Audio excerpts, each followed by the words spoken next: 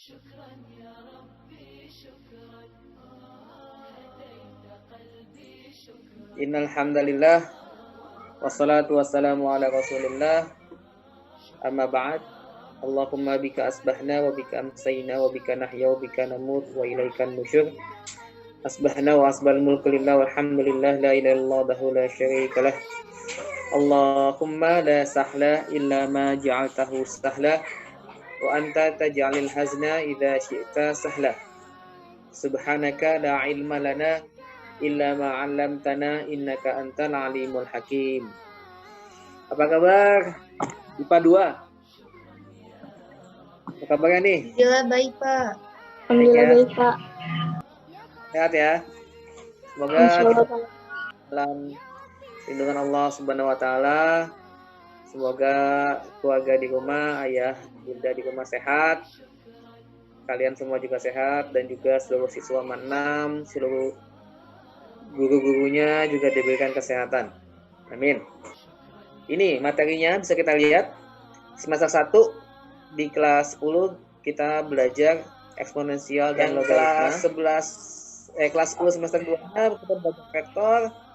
Kelas 11 semester 1-nya semester ganjil sama trigonometri. Kelas 11 semester genapnya lingkaran. Kelas 12 kemarin limit dan turunan, dan yang terakhir kita bahas binomial dan distribusi normal. Ini materi yang diujikan dalam ujian madrasah ya. Karena banyak materinya, pertemuan kali ini kita akan fokus di materi semester 1, 2, dan 3 dulu ya. Untuk 4, 5, dan 6 kita akan bahas pekan ke depan insya Allah ya. Kalau kita masih bisa zooman lagi, kita bahas materi kelas 11 semester genap sama materi kelas 12-nya. Oke, kita masuk ke contoh yang pertama ya. Tolong dibantu bacain soalnya. Siapa yang mau bacain soal? Sekar, boleh dibacain Sekar nomor 1? Ya, Pak. Ya. Pertambahan penduduk di suatu wilayah dirumuskan dengan PT sama dengan P0 1 plus R pangkat T. Untuk PT sama dengan jumlah penduduk pada tahun ke T, R sama dengan persentase pertumbuhan penduduk, dan P0 sama dengan jumlah penduduk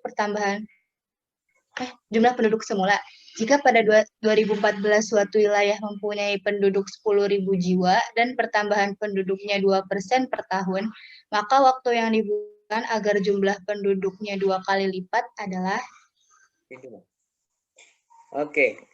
Ini soal pertama tentang eksponensial ya, soalnya bentuk cerita ya. Kalau soal cerita maka kita harus identifikasi nih yang diketahuinya apa, yang ditanya apa ya.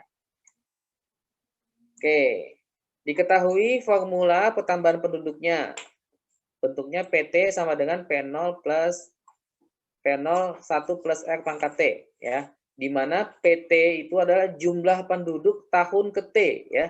Tahun ke T. P0 jumlah penduduk tahun awalnya, berarti di sini tahun awal tahun 2014 ya. Kemudian R persentase penduduknya. Nah, diketahui P0-nya pada tahun 2014 jumlah penduduk awalnya 10.000 jiwa ya. Kemudian pertambahan penduduknya 2% per tahun. Nah, maka waktu yang dibutuhkan agar jumlah penduduk 2 kali lipat. Berarti PT-nya itu ya, PT-nya jumlah penduduknya 2 kali lipat sebelumnya. Berarti kalau sebelumnya 10.000, berarti pada saat PT pada tahun yang akan kita cari tahun berapa itu jumlah penduduknya 20.000. Nah, maka kalau PT-nya 20.000, nilai T-nya ini berapa gitu ya? T-nya tahunnya gitu ya. Tahun berapa nih? Nah, di sini jawabannya dalam bentuk logaritma semua. Nah, gitu ya. Kita jawab. Kita punya PT sama dengan P0 1 plus R pangkat T ya. PT-nya tadi 20.000 ya. PO-nya 10.000. R-nya 0,02 ya. 2% kita tulis desimal jadi 0,02. Sehingga ini bisa kita coret ya. 0-nya 4 kita coret sama-sama 4. Kita dapat 2 sama dengan 1 dikali 1,02 ya. 1 ditambah 0,02 adalah 1,02 gitu ya. Pangkat T. Sehingga kita bisa ubah ke dalam bentuk logaritma. Masih ingat ya? Kalau kita punya seperti ini, kalau kita tambahin log di kedua sisinya, tetap sama ya nilainya ya. Jelas ya?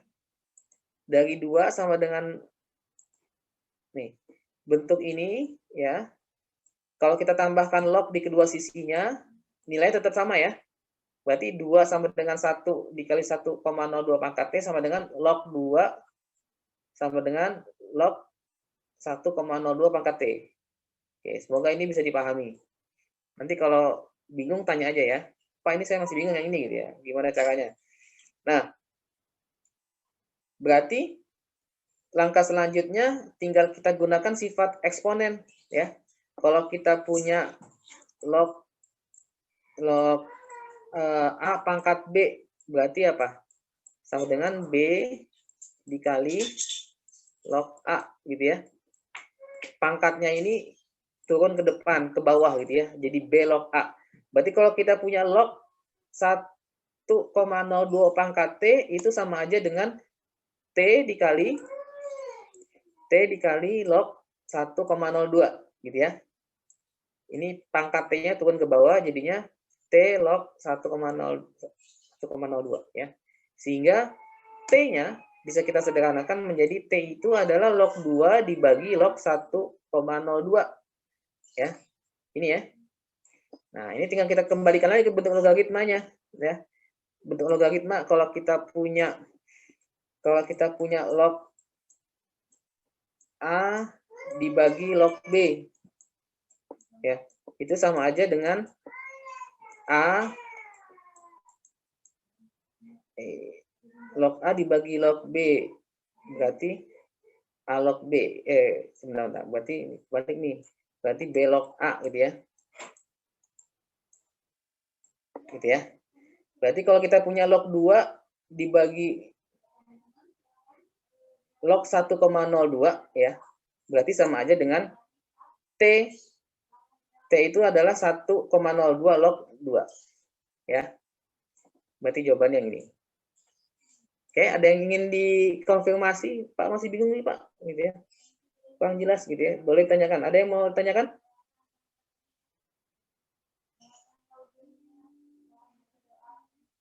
Halo? Iya, Pak. Jelas?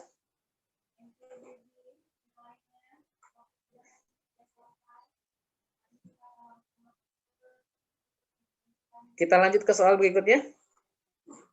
Iya, Pak. Lanjut ya. Iya, Pak. Oke. Kita tolong dibacakan nomor 2. Naswa, boleh Naswa? Naswa ada? Ada, Pak. Ya, Naswa tolong dibacakan. Jika X1 dan X2 merupakan akar-akar penyelesaian dari persamaan 1/9 pangkat 1 ditambah X2 X pangkat 2 sama dengan 27 pangkat X pangkat 2 dikurang 5 X dikurang 4, maka hasil perkalian dari akar-akar persamaan tersebut adalah? Yang ditanyakan hasil kali dari akar-akar penyelesaiannya ya. Kalau X1 dan X2 itu penyelesaian dari persamaan ini, maka X1 dikali X2 gitu ya. Hasil kalinya berarti X1 kali X2 itu berapa nilainya? Nah, kita punya persamaan eksponensial ya. Nah, bentuk pecahan 1/9 ini ya bisa kita ubah menjadi 3 pangkat min 2. Ini jelas ya? Nggak perlu Bapak detailkan lagi ya. 1/9 itu kalau diubah ke dalam bentuk pangkat berarti 3 pangkat min 2. 27 itu diubah bentuk pangkatnya berarti 3 pangkat 3. Oke, clear ya? Kita lanjut. Nah, pangkatnya karena 3 pangkat min 2 dipangkatkan 1 plus X kuadrat, itu sama aja kita kalikan min 2 dikali 1 ya. min 2 dikali X kuadrat, maka jadi 3 pangkat min 2 X kuadrat. Ini juga sama. 3 pangkat 3 dikali, dipangkatkan lagi X kuadrat min 5X min 4. Berarti 3 dikali X kuadrat, 3 dikali min 5X, 3 dikali min 4. Jadi pangkatnya menjadi 3X kuadrat min 15X min 12. Nah, di sini sudah kita jumpai basicnya, basisnya ini 3 ini sama gitu ya. 3 pangkat ini, 3 pangkat ini. Maka kita bisa ambil kesimpulan, kalau basisnya sama, berarti pangkatnya pun harus sama gitu ya. Pasti sama, berarti min 2X kuadrat itu sama dengan 3X kuadrat min 15X min 12. Sampai sini paham ya? Jelas ya? Halo? Jelas ya? Nah, kita sudah ketemu nih persamaan kuadrat kan, tinggal kita kumpulin aja gitu ya. Kita kumpulin 3X kuadrat min 15X kuadrat min 12.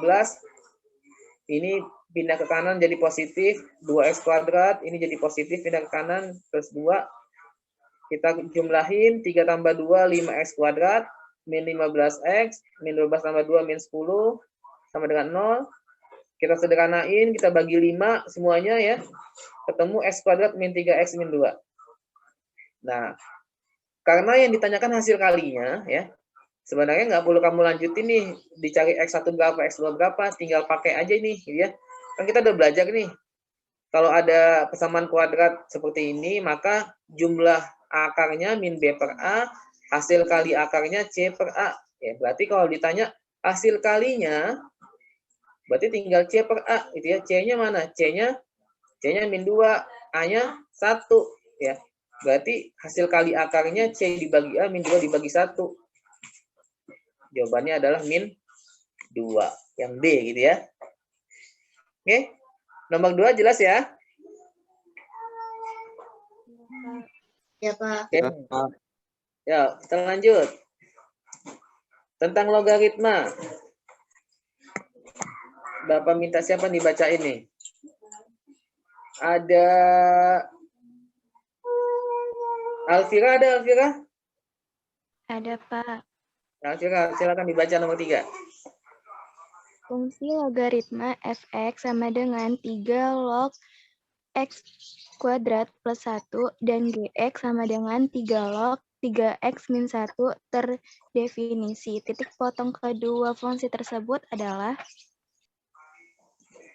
Oke, ditanya titik potong kedua fungsi tersebut. Nah, kita pahami logikanya. Kalau ada dua buah fungsi fx dan gx, dia berpotongan. Berarti ketika dia berpotongan, maka ya titik potongnya itu pada posisi titik potong itu, maka fx sama dengan gx kan gitu ya. Ini kalau kita ilustrasikan, ada fungsi fx, misalkan ada fungsi gx, maka ketika berpotongan di sini, otomatis pada saat itu fx sama dengan gx gitu ya. Nah, maka ketika ditanya titik potongnya ya berarti pada kondisi fx sama dengan gx, nilai x-nya itu berapa gitu ya. Maka kita cari nih, fx sama dengan gx, berarti 3 log x kuadrat plus 1, ini fx-nya, sama dengan gx-nya gitu ya. Di soal tuh ya, kita balik soal 3 log 3x min 1. Nah, di sini basisnya sudah sama nih, sama-sama 3 basisnya ya, basisnya 3, berarti bisa kita simpulkan yang di dalamnya ini sama gitu ya. Berarti kalau basisnya sama berarti x kuadrat plus 1 sama dengan 3x min 1, maka kita dapat persamaan kuadrat ini nih gitu ya, x kuadrat min 3x plus 2 sama dengan 0. Nah, berarti didapat nilai x-nya itu 2 atau 1 ya, 1 atau 2. Nah, kalau udah kayak gini berarti kita bisa pastikan nih ya, jawaban yang E ini bukan, yang D bukan, yang C bukan gitu ya, karena di sini x-nya 1, sini 3, ini 2, ini 3, 2, 3. Kita fokus ke antara A atau B ya. Karena di sini x-nya 1 atau x-nya 2 sama-sama. Tinggal kita cek nih. Pada saat x-nya 1 nilai fungsinya berapa, pada saat x-nya 2 nilai fungsinya berapa, kan gitu. Nah, pada saat x sama dengan 2, berarti kita masukkan nih ke sini ya. berarti 3 log 2 kuadrat tambah 1. 2 kuadrat tambah 1 kan 5 ya. Berarti F2 bernilai 3 log 5. Pada saat F1 ya, X-nya bernilai 1 berarti 3 log 1 tambah 1, 3 log 2 ya. Berarti titik potongnya 1 ya, 1,3 log 2 atau 2,3 log 5. Jawabannya yang A. Jelas ya? Ada yang mau bertanya? Ya, lanjut. Nah, kita masuk ke materi kelas 10 semester genap tentang vektor. Ya. Bapak minta siapa nih? Ada Hilman nggak? Coba mana sih ininya?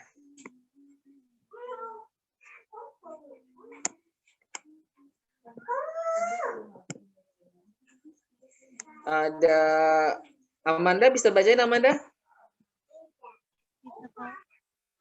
Ya, tolong dibantu. Nomor 5 dibacakan. Diberikan beberapa pernyataan berikut ini. 1. Jika titik M 5, N 2, dan N 6, 3, maka vektor N adalah 11, 1. Persamaan 2 untuk vektor K sama dengan 4, min 3, 1. Dan L, min 2, 1, 5. Maka resultan vektor K dan L adalah min 6, 4, 4. Persamaan 3 diketahui titik A 4, 1, 2 dan B 3, min 1, min 3. Jika O A adalah vektor posisi A dan B adalah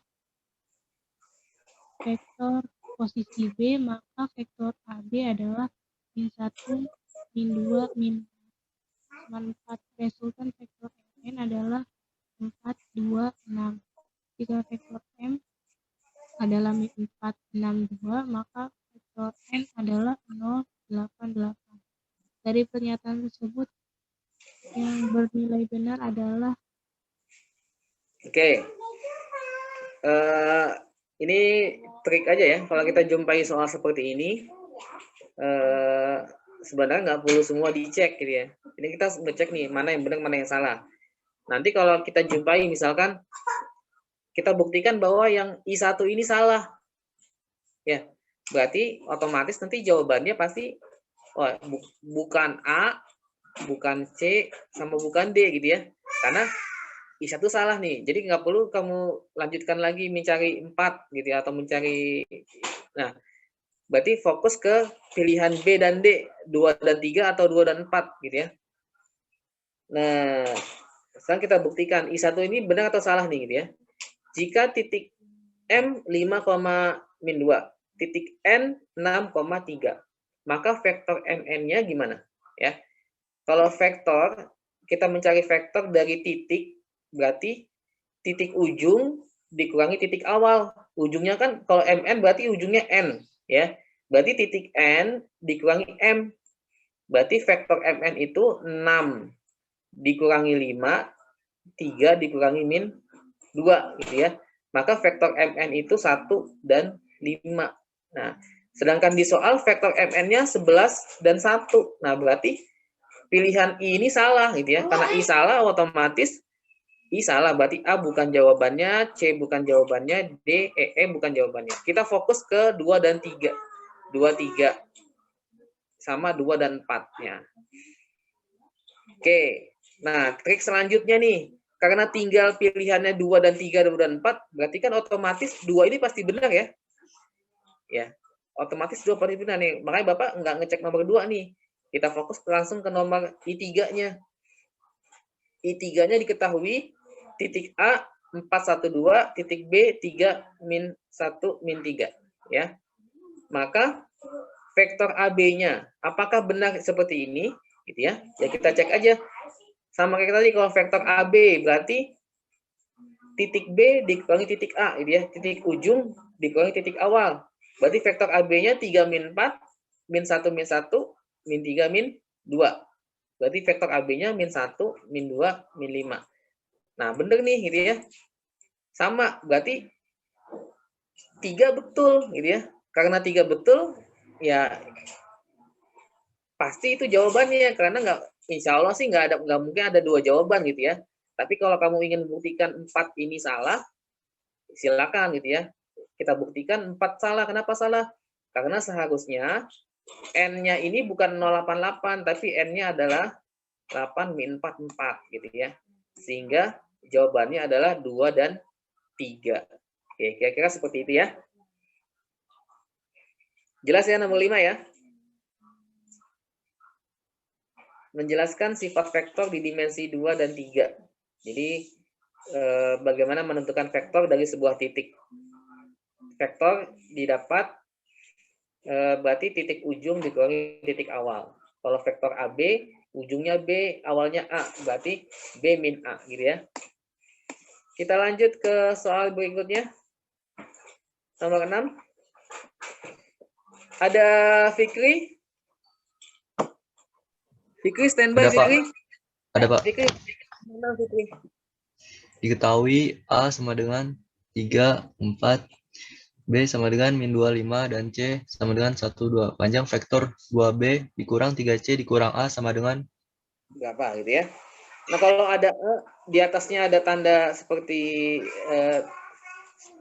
panah, ada tanda panah di atas gitu ya. Berarti bacanya vektor A gitu ya, Fikri ya. Vektor A 3, 4, vektor B min 25, vektor C 1, 2 gitu ya. ya, Pak. Panjang vektor 2B min 3C min A itu berapa? Nah, ini berarti ada perkalian skalar antar vektor di dimensi 2 gitu ya. Dimensi 2 nih cuman X dan Y doang ya. Oke, 2B min 3C min A. Berarti kalau skalar dikalikan vektor, 2 dikalikan vektor B, berarti tinggal kamu kalikan aja ya. 2 kali min 2, 2 dikali 5. Karena vektor B-nya yang ini ya. Vektor B-nya min 25. Min 3C berarti min 3 dikali vektor C. Vektor C 1, 2. Berarti min 3 dikali 1, min 3 kali 2. Ini tetap. Nah, hasilnya gimana? Ya udah. 2 dikali min 2, min 4. 2 dikali 5, 10. Min 3 kali 1, min 3. Min 3 kali 2, min 6. Ya. Di sini min 3, min 4. Nah, penjumlahannya gimana? Ya, penjumlahannya tinggal komponen X dijumlahin, komponen Y dijumlahin. Berarti min 4, min 3, min 3, 10, min 6, min 4. Maka vektor ini ya, vektor tersebut komponennya adalah min 10 dan 0. Apakah selesai sampai di sini? Ya enggak gitu ya, karena yang ditanyakan panjang vektornya. Nah, kita baru mencari komponen vektornya. Berarti kalau komponennya sudah diketahui, mencari panjangnya, ada yang masih ingat? Panjang vektor, misalkan kita punya vektor V, ya. Komponennya ada X dan Y, gitu ya. Maka panjang vektor V, ada yang ingat? Akar dari X kuadrat tambah Y kuadrat, gitu ya. Berarti panjang sebuah vektor itu adalah komponen akar dari komponen vektornya dikuadratkan kemudian dijumlahkan. Nah, maka panjang dari vektor ini gimana? Berarti panjangnya akar dari min 10 kuadrat gitu ya. Tambah 0 kuadrat, berarti akar dari 100 gitu ya. Jawabannya yang B gitu ya. Jawabannya 100. Nah, ini dia ya. Maka panjang vektornya adalah akar 100. Jelas ya?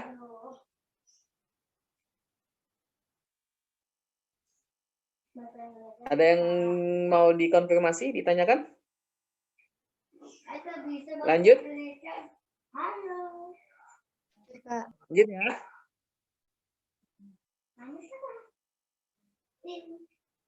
Halo.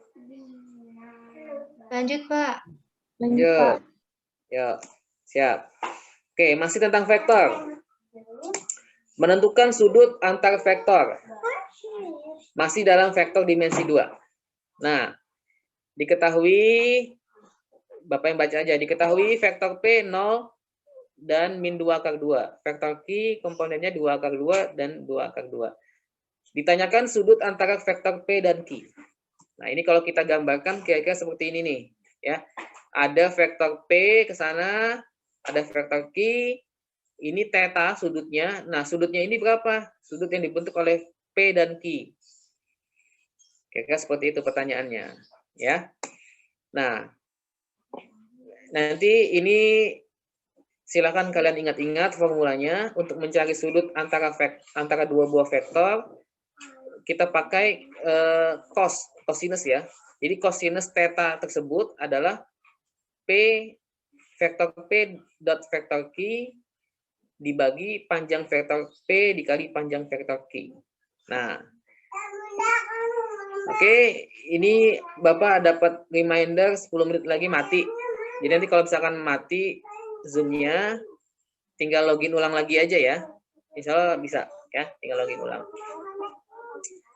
Nah, di slide sebelumnya kita sudah belajar mencari panjang sebuah vektor. Maka kalau diketahui vektor P-nya 0 dan min 2, ya, maka panjang vektor P adalah 0 kuadrat ditambah min 2 akar 2 kuadrat. Atau panjang vektor P adalah akar 8. Oke, jelas. Kemudian panjang vektor Q-nya gimana? Ya sama, berarti 2 akar 2 dikuadratkan, tambah 2 akar 2 kuadrat. Kita cari akarnya, akar 16, ketemu panjang vektor Q-nya adalah 4. Maka di sini yang bawah ini akar 8 kali 4. Nah, yang atasnya gimana nih? Vektor P dot vektor Q, itu gimana cara nyarinya? Oke, diingat kembali kalau ada P dot Q, ya. Kalau misalkan vektor P itu komponennya X1 ya sama Y1. Ya, kemudian vektor Q komponennya X2 X2 Y2. Itu duanya di bawah ya, X2 Y2. Nah, berarti P dot Q. P dot Q-nya gimana? P dot Q-nya berarti X1 dikali X2 ya. Kalikan komponen-komponen X dan Y-nya, kita jumlahkan. Y1 kali Y2. Oke, jelas ya? Berarti kalau soal tersebut di atas, P dot Q-nya adalah 0 dikali 2 akar 2, yang ini ya, ditambah min 2 akar 2 dikali 2, ya, min 2 akar 2 dikali 2. Oke, maka kita dapatkan cos theta-nya nanti, ya, cos theta nanti di ujung ini bernilai min setengah akar 2. Ya, berarti kalau cos theta sama dengan min setengah akar 2, dia ada di kuadran 2, berarti sudutnya adalah 135 derajat. Ya, karena cos 135 derajat sama dengan min setengah akar 2. Nomor 7, ada yang tanyakan? Lanjut.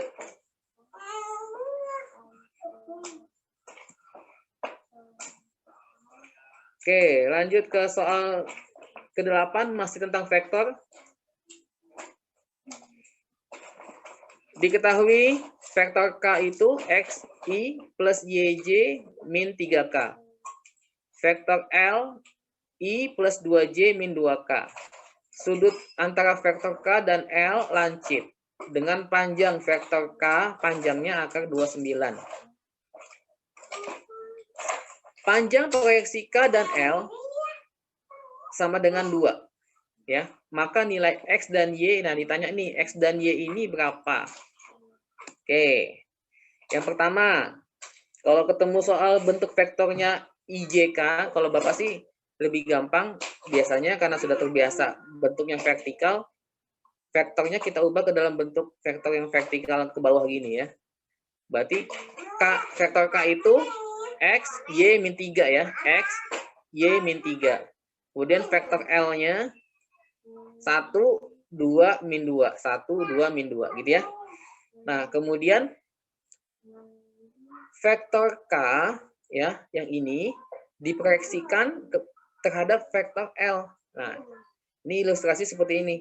Vektor K dicerminkan kepada vektor L, maka hasil proyeksinya misalkan nih kita simbolkan dengan vektor M, ya, vektor M. Nah, maka vektor M ini adalah hasil proyeksi dari K terhadap L, ya, ini, ya. Nah,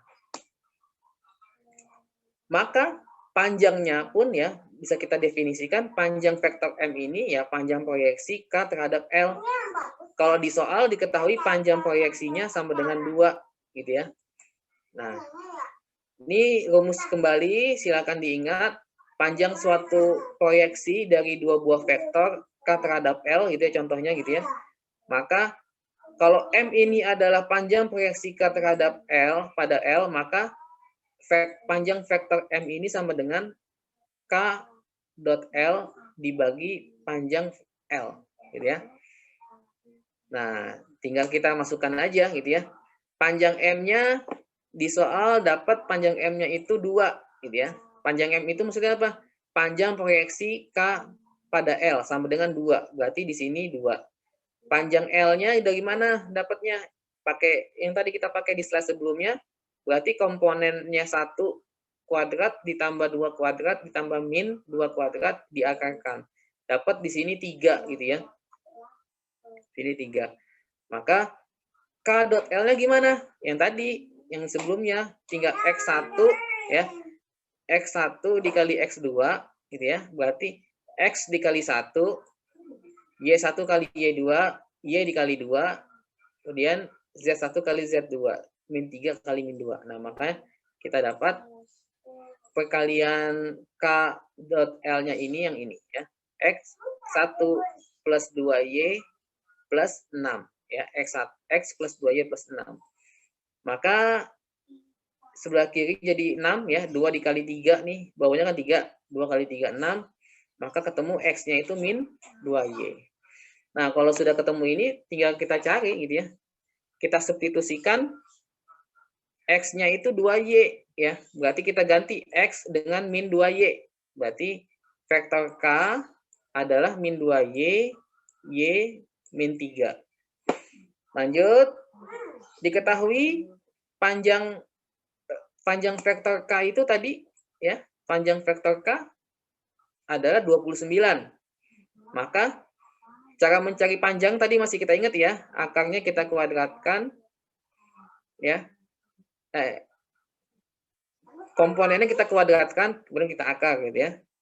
Berarti ketemu akar dari min 2Y kuadrat plus Y kuadrat plus min 3 kuadrat sama dengan akar 29.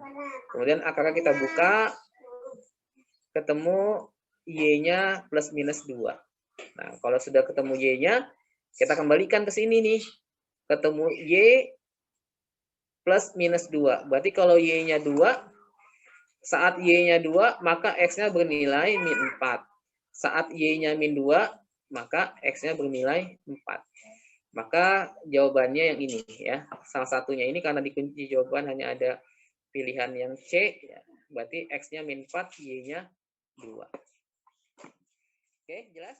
I adalah 1/7 I. Nilai dari P yang memenuhi adalah. Oke. Di sini masih berbicara tentang panjang proyeksi dua buah vektor. Maka bisa kita ilustrasikan seperti sebelumnya. Ada vektor U ya, diproyeksikan terhadap V ya. Maka hasil proyeksinya, misalkan hasil proyeksinya itu adalah vektor W gitu ya, yang dari sini ke sini gitu ya. Ini vektor W-nya nih ya. U diproyeksikan terhadap V dapat vektor W-nya gitu ya. Nah, panjang proyeksi U dan V itu adalah 1/7 panjang V. Dalam soal diketahui seperti itu ya. Nah, berarti ini ya. Kita cari panjang V-nya berapa ya. Lagi-lagi masih mencari panjang sebuah vektor ya. Maka kita akar, kemudian kita kuadratkan dan jumlahkan ke akar. Berarti panjang vektor V itu akar dari 1 kuadrat tambah 2 kuadrat tambah 3 kuadrat. Ini maksudnya min 1 kuadrat ya. Hasilnya sama aja. Oke. Maka didapat panjang vektor P itu adalah akar 14. Nah, Di dalam soal, tadi kan diketahui ini, panjang proyeksi U pada V itu adalah 1/7 panjang vektor V. Berarti V-nya panjangnya sudah kita dapat, maka panjang proyeksinya U dan P itu, atau di sini kita notasikan dengan panjang W tadi ya, kita dapat 1/7 akar 14 ya. Nah, yang ditanyakan nilai P-nya berapa gitu ya. Nilai P-nya berapa? Nah, ini sama dengan tadi kita pakai rumus proyeksi panjang proyeksi dua buah vektor. Kita dapat dengan formula U dot V dibagi dengan panjang V gitu ya. Maka kita dapatkan U dot V tadi berarti P dikali min 1 ya. U dot V berarti P dikali min 1 min 2 dikali 2 ditambah 3 kali 3. Ini yang atasnya ya. Yang pembilangnya nih yang di atas. Kemudian panjang V-nya akar 14. Kemudian panjang W-nya adalah 1/7 akar 14. Maka kita dapat, tinggal kalian lanjutkan, P-nya adalah 3. Oke, sebelum masuk ke materi berikutnya, ini vektor. Nah, sebelum masuk ke materi kelas 11, kira-kira materi kelas 10-nya sudah sedikit ingat kembali ya tentang pertama eksponensial, logaritma, kemudian semester genap tentang vektor. Lanjut ya. Lanjut, Pak. Kita masuk ke soal nomor 10 tentang persamaan trigonometri. Ada Lintang?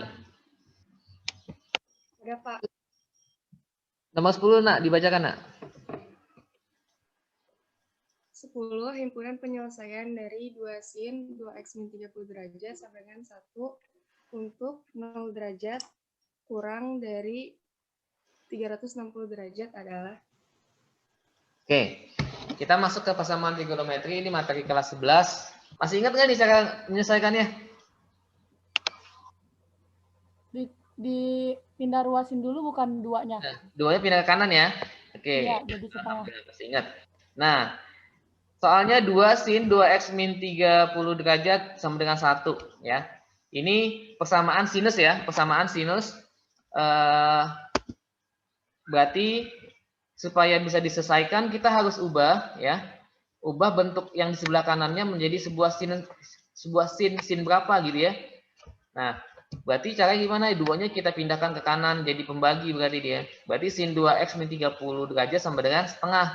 Nah, setengah itu kan sama dengan sin 30 ya.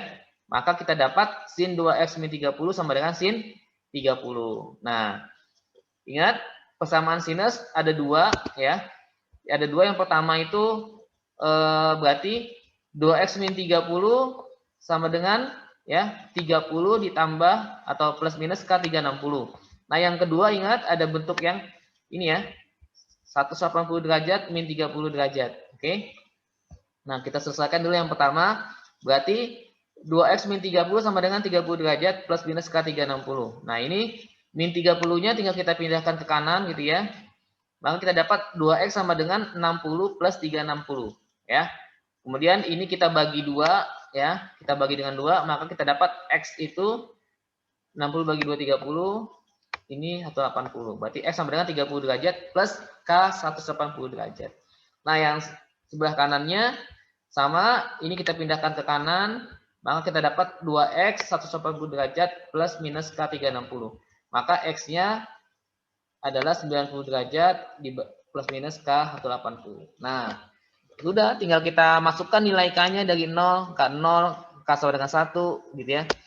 Untuk yang sebelah kiri saat k-nya bernilai 0 ya. Saat k bernilai 0 maka x bernilai 30 ya. Saat k bernilai 1, x-nya bernilai 210. Yang sebelah kanan saat k-nya 0, x-nya 90, k-nya 1, x-nya 270. Sehingga himpunan penyelesaiannya kita dapat 30, 90, 210, dan 270. Oke, jelas ya? Bisa dipahami dengan baik? Kita lanjutkan?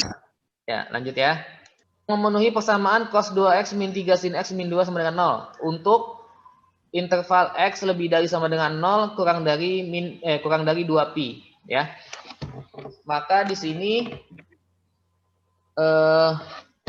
ingat kalau soalnya intervalnya dalam bentuk radian atau pi, maka jawabannya nanti juga dalam bentuk pi, dia dalam bentuk radian.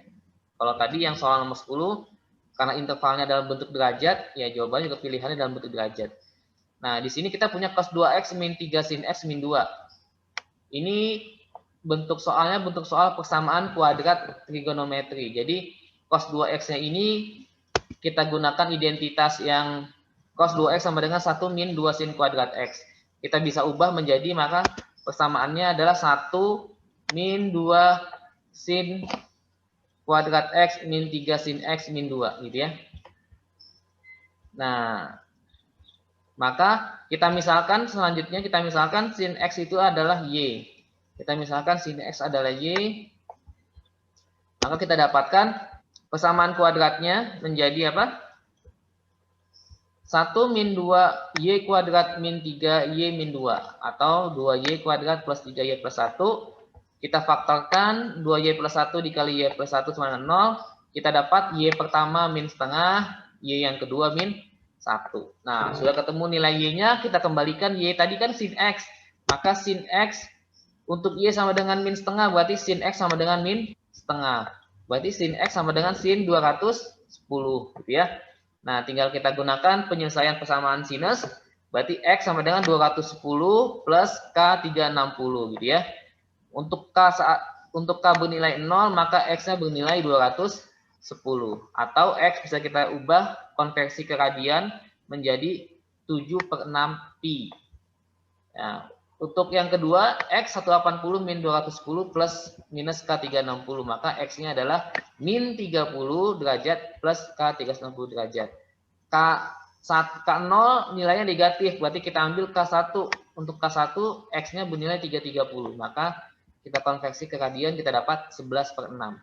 Sebenarnya dari dua jawaban ini kita tahu nih, yang diantara 5 pilihan ini, yang ada 7/6 dan 11/6 hanya A gitu ya. Jadi kita dapat jawabannya A. Tapi kalau ingin memastikan yang satunya lagi apakah 3/2, ya tinggal dilanjutkan lagi aja. Berarti untuk Y sama dengan min 1, ya, yang kedua yang ini. Yang pertama tadi Y sama dengan min setengah, maka Y yang kedua Y sama dengan min 1. Berarti sin X sama dengan sin 270. X-nya adalah 270. Ya, X-nya 3pi/2. Oke, nomor 11. Seperti itu. Kita lanjut ke nomor 12.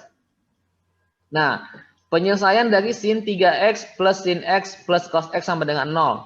Untuk X-nya di antara 0 derajat sampai dengan 180 derajat. Nah, terkadang untuk menyelesaikan soal pilihan ganda itu kita punya cara cepatnya, justru cara cepatnya itu dengan coba-coba gitu ya, dengan trial and error. Nah, Bapak kasih contoh menyelesaikan soalnya dengan coba-coba nih ya. Gimana sih dengan trial and error dari suatu soal PG gitu ya. Nah, kita harus pahami nih ya, ada sebuah persamaan sin 3x plus sin x plus cos x sama dengan 0. Berarti kalau ditanya penyelesaiannya apa, berarti di antara pilihan semua ini maksudnya apa?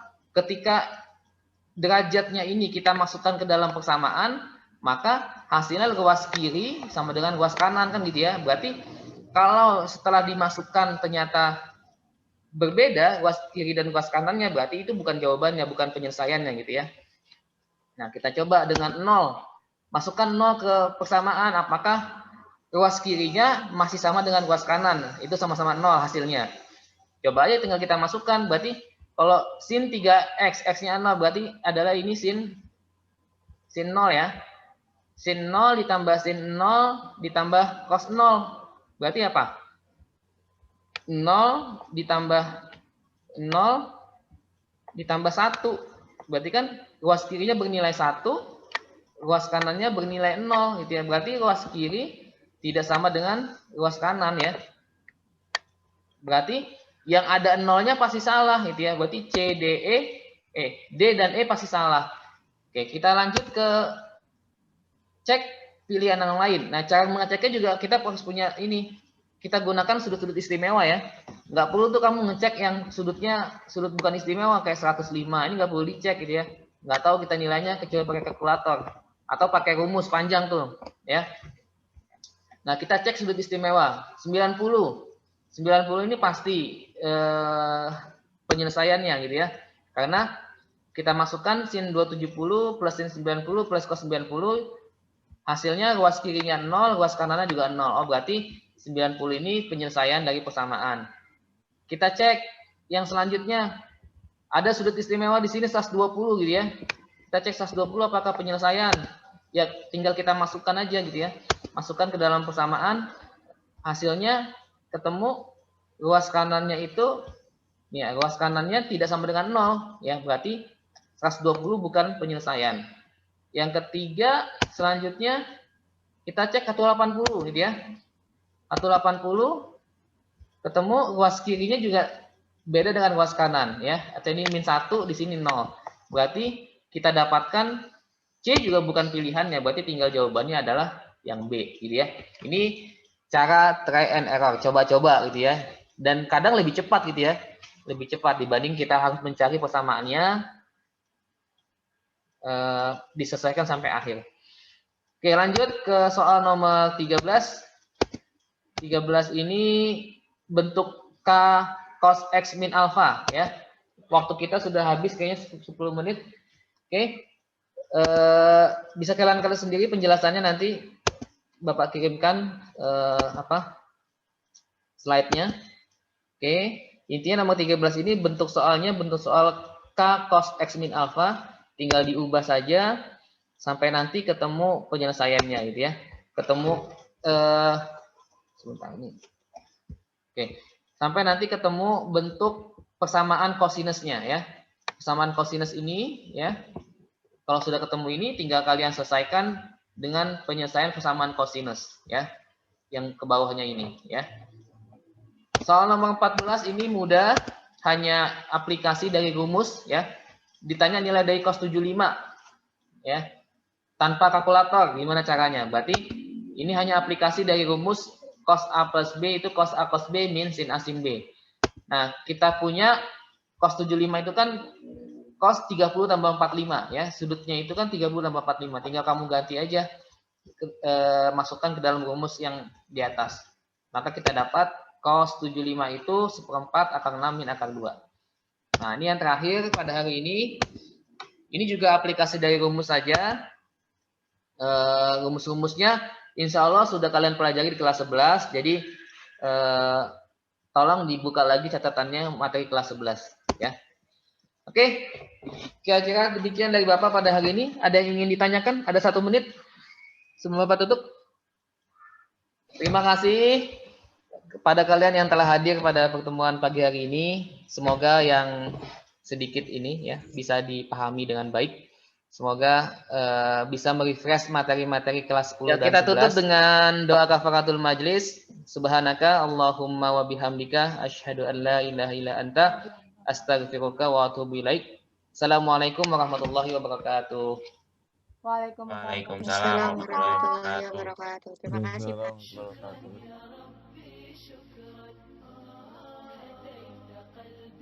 شكرا